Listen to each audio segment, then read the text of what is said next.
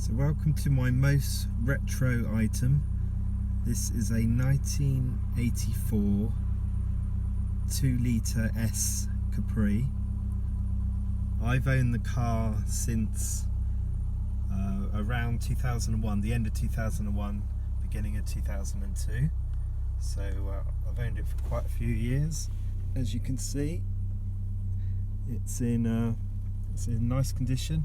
I've got the original radio, but it's not actually in the dashboard, so the original radio I do have that needs fixing. So I've got a Harry Moss which kind of fits in there quite well. I haven't butchered any of the dashboard. Unfortunately, I've got the old crack which seems to develop on these cars. It is very rare, in fact, that it's a automatics. This is a automatic 2-litre. That's the time. The clocks have just changed. I'll just show you what the car looks like from the outside. So it's got a fairly recent exhaust. Well, when I say recent, probably from last year. Decent tyres, although it's hard to get some decent name tyres now. So these are Nan cans, so they're ones that fit here. So they're 205s R13.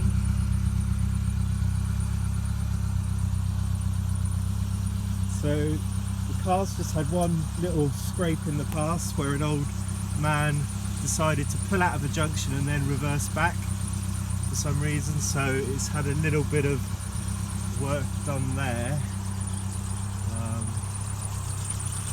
Otherwise it's not too bad. So this is the video just before I put the car away for the winter, seeing as it's the end of October now. We don't like really driving these around in the winter, do we, because of the salt on the road.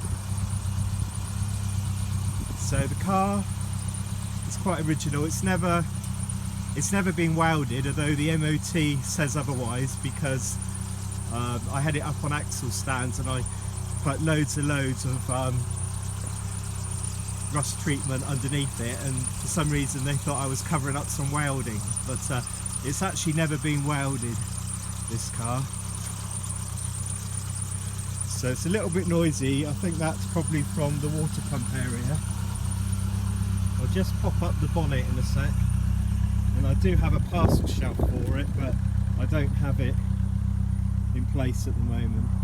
That's in the garage. So let me open the bonnet before it gets too wet.